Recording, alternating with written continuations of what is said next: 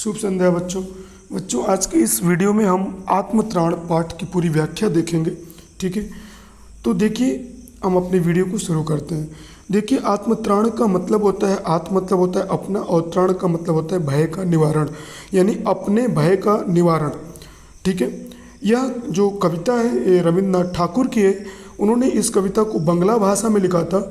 इसका हिंदी अनुवाद यहाँ पर आचार्य हजारी प्रसाद द्विवेदी ने किया हुआ है। ठीक है, इस कविता में रविन्द्रनाथ ठाकुर जो हैं वो कहते हैं कि ईश्वर सब कुछ करने में समर्थ है, वो सब कुछ कर सकता है, लेकिन फिर भी वह ये नहीं चाहते कि उनका सारा काम ईश्वर ही करे। वो चाहते हैं कि उनको उनके सुख दुख विपत्ति में वो स्वयं संघर्ष करें और उसमें विजय प्राप्त करें।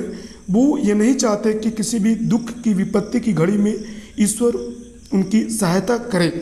वो चाहते हैं कि ईश्वर खुद उनको इतनी शक्ति दे कि वो अपने दुखों से लड़े और संघर्ष करें। ठीक है, तो आइए हम अपनी कविता की व्याख्या शुरू करते हैं। देखिए, विपदाओं से मुझे बचाओ यह मेरी प्रार्थना नहीं, केवल इतना हो करुणा में कभी न विपदा में पाऊँ भय। दुख ताप से व्यथित चित्त को न दो सांत्वना नहीं सही, पर इतना होवे करुणा में दुख को मैं कर सकूं सदा जय। कोई कहीं सहायक न मिले तो अपना बल पौरुष न हिले, हानि उठानी पड़े जगत में लाभ अगर वंचना रही तो भी मन में ना मानो छे। इसमें रविन्द्रनाथ ठाकुर जी कहते हैं कि विपदाओं से मुझे बचाओ यह मेरी प्रार्थना नहीं, केवल इतना हो करुणा में कभी न विपदा में पाऊँ भय। वो कहते हैं, हे ईश्वर मुझे आप विपत्तियों से बचाओ यह मेरी प्रार्थना नहीं है, मुझे कष्टों से बचाओ यह मेरी प्रार्थना नहीं है, केवल इतना हो करो। कहते हैं कि हे करुणा में आप केवल इतना करो कि कभी न विपदा में पाऊँ भय। आप बस मेरे ऊपर इतनी कृपा करना कि विपत्ति में मैं कभी भी भय न पाऊँ, कभी भी मुझे विपत्ति से डर न लगे।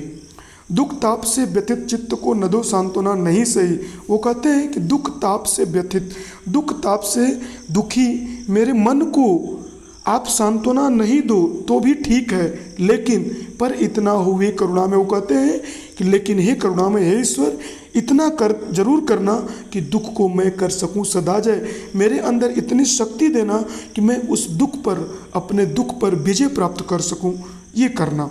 कोई कहीं सहायक न मिले तो अपना बल पौरुष नहीं ले। वो कहते हैं कि अगर कोई मेरी सहायता भी न करे तो भी ठीक है, मैं नहीं चाहता कि कोई मेरी सहायता करे, लेकिन ईश्वर, ये ईश्वर आपसे मेरी यही प्रार्थना है कि आप तो अपना बल पौरुष, मुझे आप इतनी शक्ति देना कि पौरुष मतलब पराक्रम, मेरा जो पराक्रम है वो कभी कम न हो, और मेरा जो पौरुष है, जो पराक्रम है वो कभी नहीं ले, अर्थात कभी डगमगाए नहीं। मैं दुख के घड़ी में भी मेरा जो पराक्रम है वो वैसे ही बना रहे, मेरा जो पौरुष है, मेरे अंदर का जो सामर्थ्य है वो वैसे ही बना रहे, वो हिले नहीं, वो अडिग रहे। मैं उस दुख की परिस्थिति में भी अडिग रहूं, मैं विचलित न हूं, मुझे इतनी ही शक्ति देना। अगली पंक्ति है, देखिए, हानि उठानी पड़े जगत में लाभ अगर वंचना रही तो भी मन में ना मानू चाहे। वो कहते हैं कि हे ईश्वर अगर मुझे इस संसार में हानि भी उठानी पड़े और लाभ से वंचित रहना पड़े तो भी आप मेरे मन की जो शक्ति है ना, उस मन की शक्ति का नाश न हो, अर्थात मेरा जो आत्मविश्वास है वो कम नहीं होना चाहिए। तो भी मन में ना मानूं क्षय, मैं अपने मन में ये न मानूं कि मेरी जो मन की शक्ति है वो नाश न हो, मेरे अंदर हीन भावना ना आए, बल्कि मेरा जो आत्मविश्वास है वो पहले की तरह ही बना रहे। ठीक है, मेरा त्राण करो अनुदिन तुम यह मेरी प्रार्थना नहीं। वो कहते हैं, अगली पंक्ति में कहते हैं कि मेरा त्राण करो अनुदिन। वो कहते हैं कि हे ईश्वर तुम मेरे भय का निवारण करो। अनुदिन मतलब प्रतिदिन, तुम प्रतिदिन मेरे भय का निवारण करो, यह भी मेरी आपसे प्रार्थना नहीं है, बस इतना होवे करुणा में। वो कहते हैं कि हे करुणा में बस तुम इतना करना कि तरने की हो शक्ति अनामय। अनामय मतलब मुझे रोग रहित रखना। हे ईश्वर तुम मुझे रोगों से मुक्त करना, जिससे कि मैं इस भवसागर को पार कर सकूं, अपनी शक्ति से इस भवसागर को पार कर सकूं। तरने की हो शक्ति अनामय।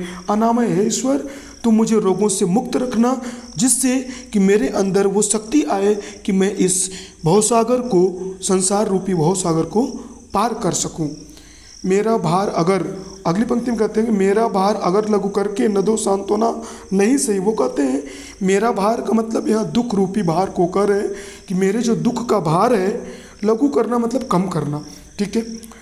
तो कहते हैं कि मेरे दुख के भार को आप कम न करो, न दो सांत्वना नहीं सही, मुझे कोई सांत्वना भी नहीं दो, मुझे कोई तसल्ली भी नहीं दो तो भी चलेगा, लेकिन केवल इतना रखना अनुनय। वो कहते हैं हे ईश्वर, आप मेरे, अनुनय मतलब विनय, आपसे आप मेरे ऊपर बस इतनी आपसे मेरी विनती है कि आप मेरे ऊपर बस इतनी अपनी कृपा करना कि वहन कर सकूं इसको निर्भय, कि मेरे ऊपर जो दुख पड़ा है मैं उस दुख को निर्भय के साथ वहन कर सकूं, ठीक है, उसको ढो सकूं, ठीक है, वहन कर सकूं मतलब ढो सकूं, निर्भय के साथ उस दुख से मैं विचलित न हूं।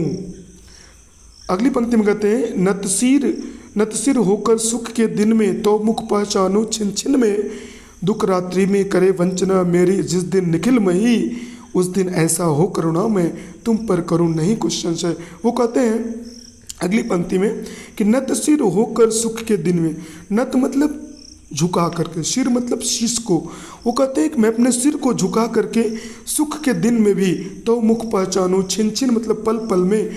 वो कहते हैं कि सुख के दिन में भी मैं नत शीश, आपके शीश झुकाऊं, आपके सामने मैं शीश झुकाऊं, नत शीश होकर सुख के दिन में मैं आपके सामने, सुख के दिन में भी आपके सामने अपने सिर को झुका करके तो मुख पहचानूं छिन छिन, पल पल में आपको पहचानूं, मैं आपको देखूं, आपका दर्शन करूं तो मुख पहचानूं पल पल में, ठीक है।